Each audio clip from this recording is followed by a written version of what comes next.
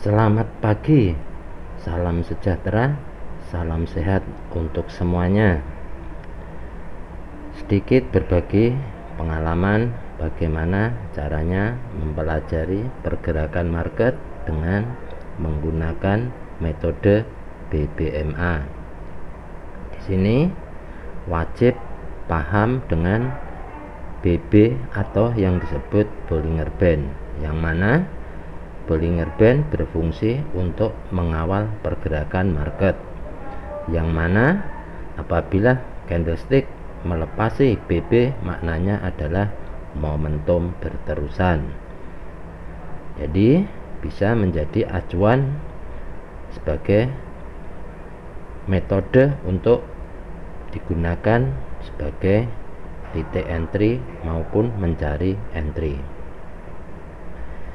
Jadi contoh salah satunya, apabila candle berada di atas mid BB maknanya akan menuju top BB. Begitu pula dengan sebaliknya, apabila candle di bawah mid BB mempunyai target low BB. Selanjutnya, apa basic MA atau yang ditambahkannya MA pada Bollinger Band sehingga menjadi BBMA. Fungsi dari MA adalah rambu-rambu atau signal awal, di mana perjalanan masa itu akan segera diberhentikan. Basic yang kedua menjadi area entry atau titik poin untuk dijadikannya tempat entry, re-entry maupun take profit. Selanjutnya wajib memerincikan seperti apa itu ekstrim. Signal yang dihasilkan dari MA adalah ekstrim apabila MA keluar dari BB, maknanya itu adalah signal awal. Jadi dalam basic BBMA yang menentang basic BBMA maknanya ekstrim. Selanjutnya, apa itu TP wajib? TP wajib TP di area MA5 10. Yang kedua mid BB. Lanjut, apa itu MHV atau market hilang volume? Yang ke satu, ciri-cirinya candle tidak boleh close di atas Bollinger Band. Yang kedua, candle tidak boleh close melewati MA5 10 dan mid BB. Maka apabila ada seperti itu, bisa menunggu area reversal, ada candle retest, maka akan mencari titik entry atau entry level 1 BBMA. Selanjutnya, candlestick arah atau candlestick arah kukuh, yang mana candlestick arah adalah di area MA5 dan 10. Untuk candlestick arah kukuh berlaku di mid BB apabila candle melepasi mid BB. Maka apabila di pertemuan MA510 mid BB, maka berlaku re-entry atau entry level 2. Untuk di bagian re-entry ini wajib mencari entry yang valid ataupun yang kuat. Jangan bermain-main di area re-entry ini jika bukan area kuat. Apa itu re-entry? Re-entry adalah entry tambahan, entry di MA510. Yang kedua, MA510 dan MIT BB yang mempunyai tingkat kevalitan yang kukuh, atau bisa dikatakan no kompromi. Ini adalah salah satu basic BBMA. Selanjutnya akan berakhir pada momentum atau momen berterusan. Candlestick close melepasi Bollinger Band, maknanya momentum. Apabila terjadi momentum, pastinya akan menunggu re-entry-nya kembali. Untuk BBMA yang ada re-entry hanya pada cisak ataupun momentum. Jadi candlestick arah berlaku untuk re-entry, bila mana cisak berlaku sama. Cisak tempat re-entry kuat mengikuti arah tren. Selanjutnya momentum. Jadi yang ada re-entry hanya dua ini. Selanjutnya re-entry minimal 2 kali, momentum selesai bisa di ekstrim maupun MHV. Apabila ingin mencari reversal, pastinya ini mempunyai resiko yang lumayan besar karena tingkatannya berbeda-beda. Reversal setup minimal 3 time frame berlaku, bisa mulai dari daily, H4 ataupun H1, bisa dari weekly, daily, dan H4, bisa juga dari monthly, weekly, daily. Maka yang berlaku RME, REE, REM, atau biasa disebut re-entry MHV ekstrim, re-entry ekstrim ekstrim. Yang ketiga re-entry ekstrim MHV. Ini adalah rincian atau ciri-ciri yang wajib dipahami untuk strukturnya BBMA. Selanjutnya untuk BBMA mempunyai 6 tahapan.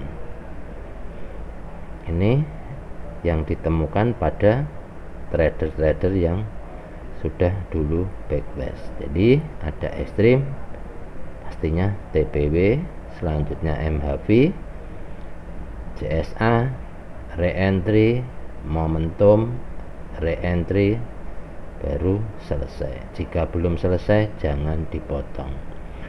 Untuk di time frame besar, perjalanan dari atas ke bawah berlaku sekali. Begitu pula dengan kenaikan akan membentuk seperti ini juga.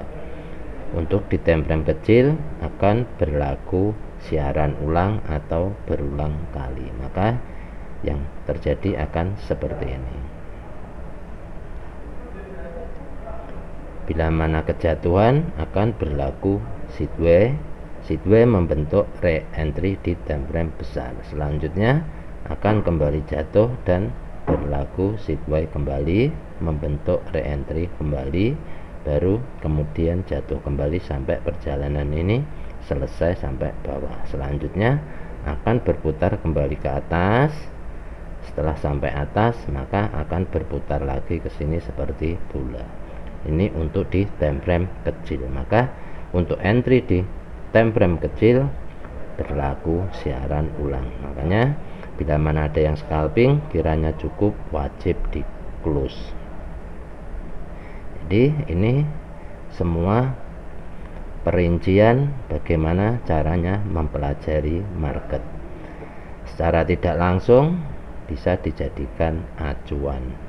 Contoh di sini, market ini menjadi dasar ataupun acuan perdagangan dunia, yang mana sistem ini sudah diprogram. Maka semua perdagangan harus mengikuti apa yang ada di market sini. Jadi menurut saya, apapun yang terjadi di luar sana harus mengikuti apa yang ada di sini. Contoh, ini tidak mungkin di reset kembali ke pengaturan pabrik. Jadi ini sudah settle ataupun jadi dalam persetujuan. Maka kita tinggal mengikutinya apa yang berlaku di market ini. Jika dilihat di sini nampak jelas, jika mau nyari sell tidak ada setup sell. Jadi secara tidak langsung BBMA sangatlah membantu dengan indikator-indikator tali-tali seperti ini. Bisa melihat contoh di sini di H4 masih tren dalam kenaikan, MA50 di bawah, mid BB, MA510 masih di bawah semua. Maknanya tren masih dalam kenaikan. Selanjutnya jika dilihat di H1, apa yang berlaku masih sama. Di sini nampak jelas tren masih dalam kenaikan. Jadi bila mana ada entry sell pastinya sangat melawan arah. Jika dilihat di daily, maka di daily pun masih berlaku sama. Jadi yang mana selaras dengan daily, maka time frame di bawahnya akan mengikuti pergerakan daily, karena yang membawa media trend adalah daily. Boleh-boleh saja ataupun sah-sah saja mengambil sell ataupun B, yang pasti wajib paham di mana ambil take profit. Jika mau melihat weekly boleh, tapi untuk time frame besar seperti ini, jika entry di sini maka membutuhkan margin yang besar. Mau lihat monthly, begitu pula monthly sama. Jadi semakin besar time frame-nya maka semakin besar pula marginnya. Jika dilihat di daily ini, di daily masih terjadi momentum, maka menurut saya follow daily, maka selalu menggunakan setupnya mulai daily sudah cukup. Daily H4 dan H1, boleh cari entry di H4 ataupun di H1. Jadi jika dilihat di H4 belum ada setup pembalikan, masih kuat candle hijau. Selanjutnya jika dilihat di H1 pun demikian. Jadi menurut saya untuk setup saya biasa berhenti di sini dan memantaunya di H1, yang mana bila H1 belum ada setup maknanya tidak perlu setup. Jadi membangun mental kuat bukan karena modal kuat, tapi ilmu yang kuat, rajin belajar untuk mempelajari. Jadi setup yang kuat pun mengikuti arah tren, bukan melawan. Trading jangan melawan tren. Apabila sudah waktunya turun, maka peraturan ini pun akan berlaku turun. Jadi jika dilihat di H1, masih tren kenaikan. Jadi misalkan ada yang trading di M15, maka akan mengikuti apa yang berjalan di daily dan H4, yang mana H1, H4 daily masih selaras dalam kenaikan. Maknanya M30, M15, M5, M1 akan mengikuti pergerakan arah time frame besar. Jadi misalkan ada yang scalpingan di M5 atau M15, di mana wajib TP harus di TP, karena jika tidak bisa terbawa floating. Edukasi seperti ini menurut saya sangatlah penting, bisa dijadikan bahan pertimbangan, yang mana nanti saat entry ataupun saat analisa tidak buru-buru mengambil keputusan. Untuk buyer goal ini setup sell-nya belum nampak. Weekly-nya per hari ini sudah ganti, monthly-nya juga sudah ganti. Jadi bisa melihatnya dari sana seperti apa pergerakan di weekly, dan bila mana menentukan arah pembalikan, pastikan reversalnya di area yang tepat. Jadi jangan sembarang entry. Ini menurut saya untuk BBMA ini sangat mudah apabila kita menggunakannya secara konsisten, maka hasilnya pun akan konsisten. Jangan melawan arah tren besar sebelum ada setup pembalikan yang valid. Contoh diambil dari daily. Apabila daily melakukan re-entry, maka H1 wajib ekstrim ataupun double ekstrim, yang mana biasa saya mempelajarinya apabila ada double ekstrim pada masa yang berbeda ataupun hari yang berbeda, boleh dipantau. Sebelum ada, dilepas saja dan kita mengikuti arah tren. Bila mana ingin buy, pastinya harus di area MA5 10 mid BB. Jadi jangan buy di atas top BB ataupun area MA 510 high, maka di area situ bisa terjadi floating.